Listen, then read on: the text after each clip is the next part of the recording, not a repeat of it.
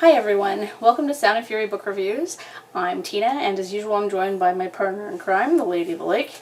She's having a big snooze, so we'll see if she wakes up or not. I read 5 books in October. I'm also happy to say that my own book, What Branches Grow, while it didn't win the 2020 Kindle Book Awards, it is a top 5 category finalist, so I'm very happy with it. And I did submit it to the BIPA, the BIPA Awards, so we'll see if that pans out at all either, but either way, I'm very proud of it. How was your Halloween?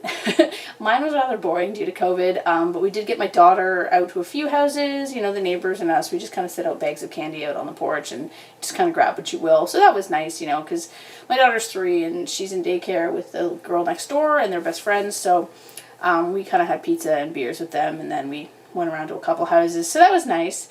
You know, it kind of sucks because I really love Halloween and I love dressing up, but it's COVID, you know, what are you going to do?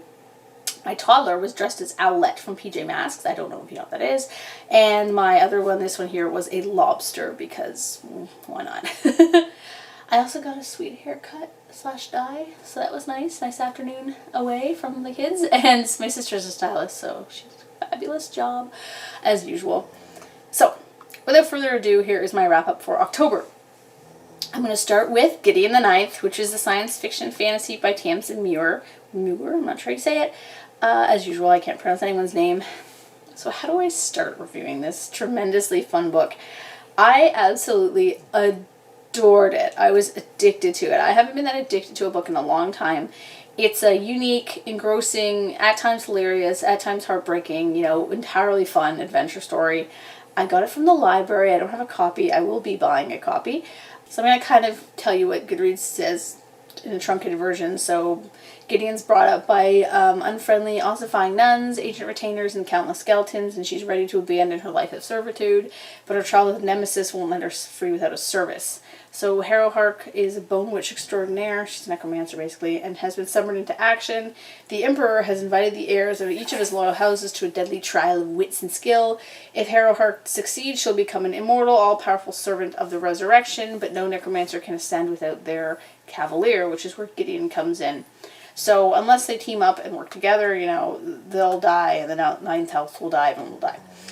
So the front cover has a quote from Charles Stross saying, "Lesbian necromancers explore a haunted gothic palace in space." Honestly, that's a way better description. It sums it up, and I can't really say anything else about that because, you know, it has mysteries, fights, hints of romantic intrigue, okay, more than hints, and it has all these one-liners that I absolutely liked. And look at this cover. Like, look at it. I want to look at it right now, but I can't. I don't have it. But, I mean, I could stare at Gideon with her little sunglasses and her smirk, like, all day. It's a fantastic cover. So this review is a bit daunting because I want to gush about it because I really, really loved it, but I also want to be objective and clear about it. I realize it has some flaws. You know, the first half takes a bit to get going, and the characters, because they go by like 3 or 4 different names, were very confusing. It took me a long time to figure out who was who. I had to keep flipping to the front where there was like a dramatis personae. And yet, it's a very atmospheric novel. But what I love best is that we aren't given a lot of explanation. We kind of have to figure out as we go what the world or worlds are composed of regarding magic, science, and social hierarchies, and how they function. But for me, that was part of the fun. I like being a little bit confused. I don't like being spoon-fed exposition. I hate when a fantasy or sci-fi starts out with, you know, after the war, blah, blah, blah, blah, blah, and you're like, I don't remember any of this crap. I'm also a bit of a martyr. I kind of like to, like, suffer. I enjoyed very much the mysterious temple that is both ancient and scientifically advanced. In fact, those are one of my favorite kind of settings. So this book, of course, is like just made for me, I guess. And Gideon, of course, she makes the story. She's a bit of a badass. She's a miscreant orphan who only wants to leave her home behind, but you can also tell that she's just grasping to be included by the same people that she professes to hate. She's a typical, like, late teenager. Or early 20s. I'm not really sure how old she's supposed to be. I thought kind of like 20, but whatever. She was ready to leave at the start of the story, but how much of that was her waiting for someone, you know, to ask her to stay? Another teenager thing. This dynamic repeats herself with her relationship with Harrow, which is one of the most shippable romances I have ever read. There is this sexual tension and the underlying, like, need for one another that carries the whole story, even when they aren't even in the same room for a lot of it. Like, it was so well done that you were just the whole time you're like, please just get together. Why don't you see it? Oh my god, it was so well done. Their youth, I think, also contributes to kind of their Weltschmerz, like their ennui. And as someone who is trapped in their own kind of pit of angst while in her 20s, Gideon's snark was like nostalgic for me. And there's like this description of Harrow where it's, she says, pretty much cornered the market on wearing black and sneering. It comprised 100% of her personality, and that was entirely me at 17. You know, Gideon, as I said, for the most part, is consistent and extremely likable, at least to me. Her humor was exactly my type, you know, acerbic, obscure, and absurd, and I love insult-based dialogue. I just love it. You can tell by my own book, if you've read it, which you should. Anyway. The other characters, once I could tell them apart, were also interesting. There was a bit too much focus, I thought, on Corona Beth's attractiveness at times. It was kind of male-gazy, even though it was from a woman's perspective, so I kind of didn't like that. But I loved the teenagers. They were funny. I loved Palamedes and Camilla, and I loved Harrow, of course. I found the writing style paired well with the setting. A lot of people complained about how it seemed like it was kind of anachronistic, how Gideon spoke, and like how the writing style was like almost too formal and sometimes flowery, and then, as I said, Gideon has this kind of slang-based vernacular. But I think if Gideon's commentary hadn't been there, as well as certain kind of modern metaphors, I think it would have been easy to forget that the story is not just a fantasy, it's also a science fiction. I mean, it's set with technology and spaceships and stuff. So I thought that the dialogue, I mean, you do have to give books a bit of leeway when it comes to dialogue, because you're like, well, you don't want to give them an entirely new, you know, vernacular that people have to fight their way through, unless you're reading the book, you know, like Big Big Sky by Kristen Dunyan, I think. Anyway, but then that's the point of that book. The point of this book was not to fight through learning a new language. It's just to understand that the things that Gideon is saying is, you know, translated into the modern day of their speech. At least that's how I read it. But I also, it could be because I just loved her comments. Like, I laughed so much at the stuff that she would just say or think. And in terms of the actual story, you know, the mystery was intriguing, and the climax I thought was fantastic. The novel, you know, struck the right balance for me regarding suspicion of the end result, but not being too obvious. I loved the final battle, and the denouement made me so glad there was another book. 2 more, in fact. I'm very excited. Is it perfect? No. A couple times I had to reread a paragraph to understand what was going on. The phrase sotto voce, as well as some others, you know, were repeated a noticeable amount. And I'm very glad, as I said, for that dramatis personae at the start, because it took almost the whole book for me to tell certain people apart. But do I care about this stuff? No. I absolutely loved this book. I want to read it again. But now it's the hardest part. Do I go ahead and just order Harrow the Ninth now, because I'm very tempted to, or do I wait for Christmas? I mean, I have so many books to read. But I really want to know what happens next. So, recommended to anybody that likes fantasy, sci-fi, anyone that likes necromancers, anybody that likes insult-based banter, anybody that likes angst, anybody, honestly, I love it. I love it. 5 out of 5. 5 out of 5. The next book that I'm going to talk about is Woman on the Edge of Time by Marge Piercy. So this is a novel that kind of keeps you wondering. Woman on the Edge of Time is a penetrative gaze into the way that illness, race, and gender were treated in the 1970s, using an unreliable narrator as a vehicle to show the systems that oppress, confine, and break down everybody over time. But especially to those, you know, who need it the most. So I ordered this book from Amazon so I could take part in my sister's Toronto book club, which she hosted over Zoom last week. We had an amazing 2-hour conversation about the book, mainly about the kind of utopia that Piercy came up with and how it's flawed. I liked the book, I think, more than everybody else, but I'm used to reading sci-fi from the 1970s, and the 1970s is also like my favorite decade if I had to pick one. So I was on board with this book from the start. The cover's alright. It's not particularly stunning. It's a little muted. It's fine. Whatever. So basically, what's it about? After violently defending her niece, Connie Ramos is placed in a mental institution. While there, she's connected with Luciente, a person from 100 years in the future, via a mysterious mind link. It's not a conventional novel, even more so for the 1970s. And while it's hardly confusing like current experimental novels, this book does play with the reader's kind of perception of reality. You know, is Connie truly connecting with a future utopia, or is she indeed insane as the Doctor Society claims she is? I assume this would be like the basis of the plot. Like, based on the back blurb, I figured the novel would crux around Connie having to escape the institution and amend something in our timeline to save the utopia of the future, because that's what most time travel stories are about. Instead, Connie finds encouragement, or perhaps, more aptly, inspiration to enter into her own personal war against those whom she believes is going to destroy the last vestiges of herself. I mean, that's what I thought at first, but during the book club, people were saying that no, like, there was a literal way that she was helping, and I was like, oh, I must have missed it. I'm not going to say why, because it'd be a spoiler, but I was like, oh, I guess I'm just stupid. But I still think my point stands. Anyway, the plot, though, doesn't carry the novel. Half the novel is Connie accompanying Luciente into the future world, her utopia, and learning about it. But aside from a few minor events in the future, there's not a plot or even linear storyline there either. That didn't really bother me, because I kind of like novels that don't have like an A to Z story. And this isn't a novel really to entertain you, it's to argue a point. I mean, does the point really work when it comes to utopia? No, I would say that her utopia is very flawed. I mean, it's from the 1970s, but there are certain things that she just didn't answer. There were certain things that she brought up that were strange or we didn't agree with now. But I mean, I thought it was a commendable effort, especially for the time period. I also don't think that Connie is a very likable character, but I think that's intended. She's rather dull, both kind of intellectually and personality-wise, and she's generally very passive. And a lot of her personal philosophies serve to kind of reinforce the patriarchy that holds her down in the first place. But she's also been beaten down by a racist and sexist society that treats her like crap and offers her no purchase in terms of writing her life by her own terms. She's trapped in this spiral of poverty that is exacerbated and in some instances created by systematic oppression. But when she does act, she does so without fear. I think Connie is intended to represent women kind of as a society at the time in that decade. Other than the women in the institution who are outliers, all the women in the modern era of the story are also passive and contribute to some of the societal problems that hold them down, albeit in different ways.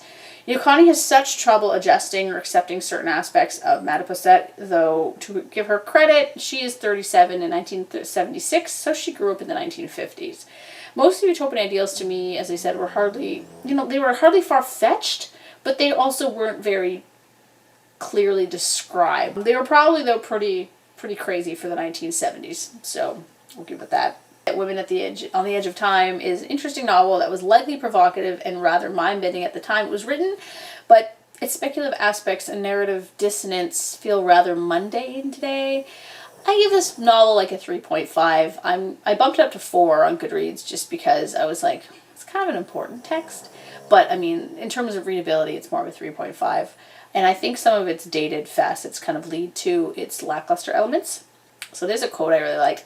Into the asylum that offered none, the broken-springed bus roughly galloped.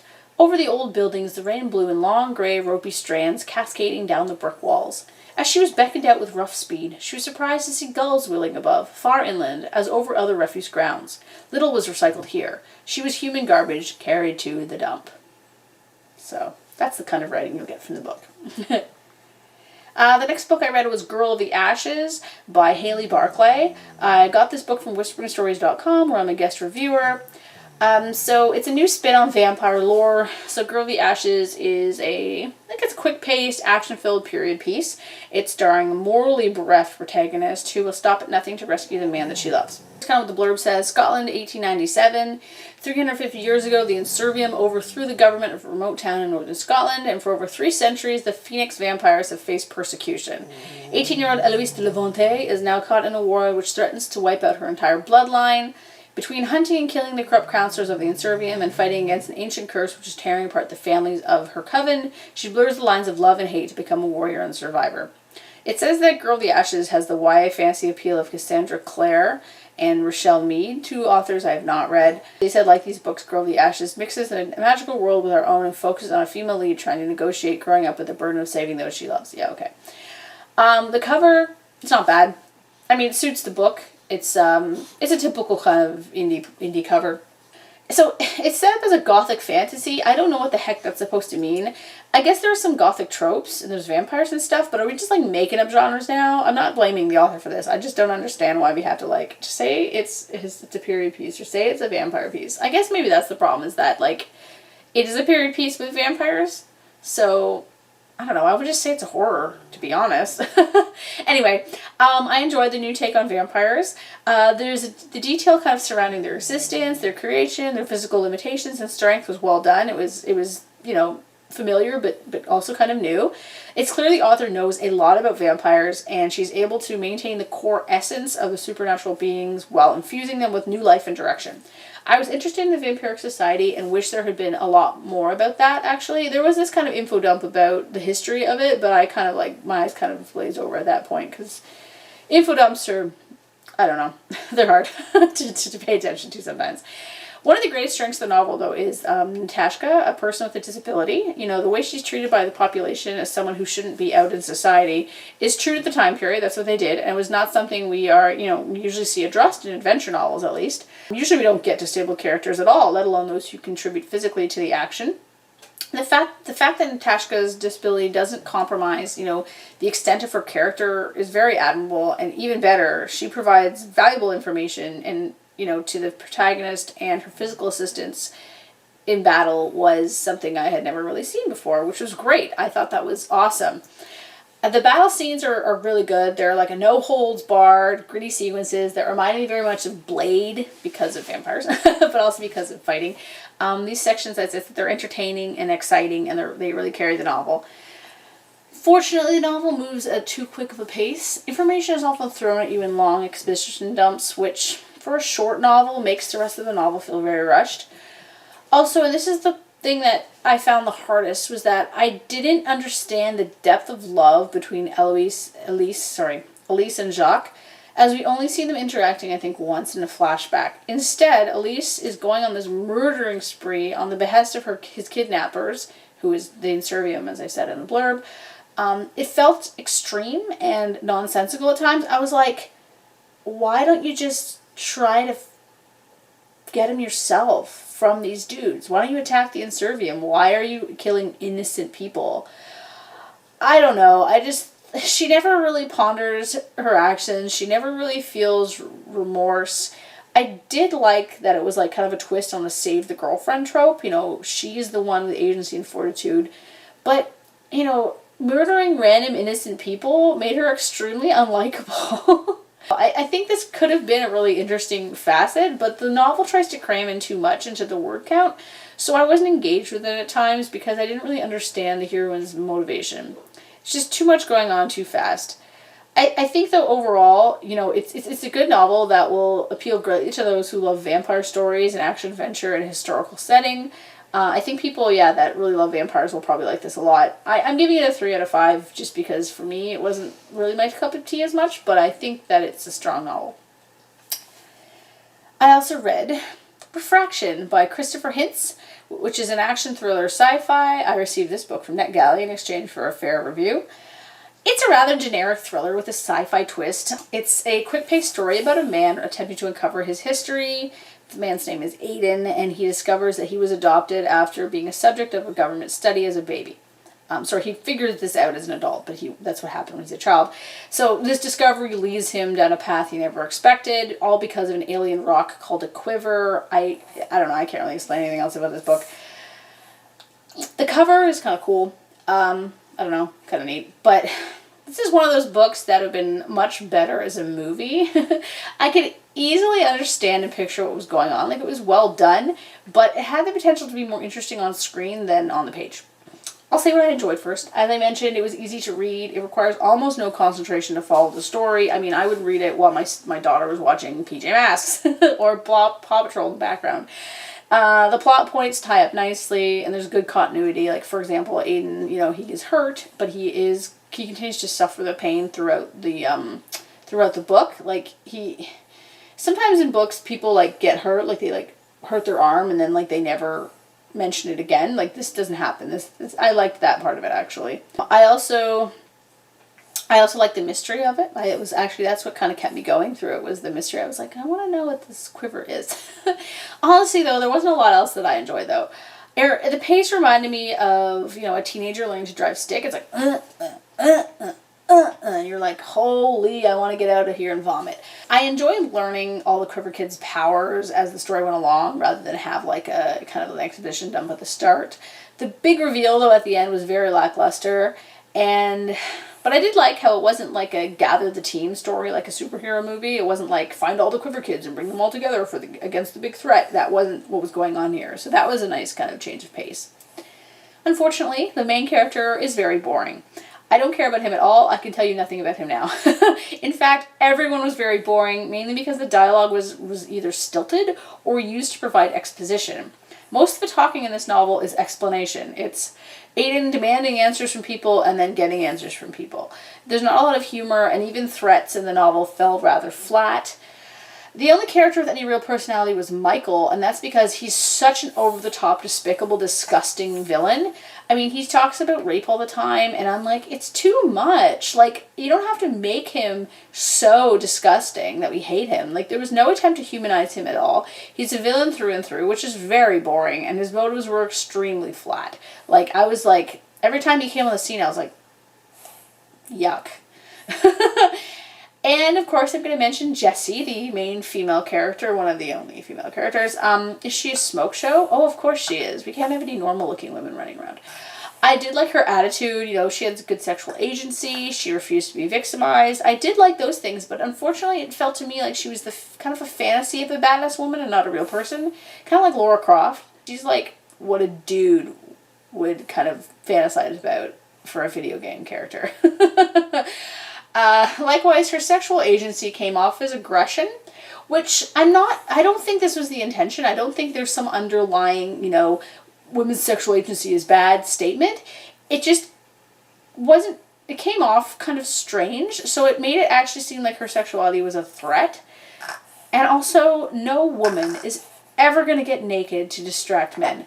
I'm sorry. Even bra underwear would be ridiculous. But to get full-on naked just to distract dudes for a second was so stupid. It was the stupidest thing I've ever read. Basically, she's like, oh, all these mercenaries are in there. I'm going to take off my clothes to distract them, and then I'm going to shoot them with my power. I'm like, why?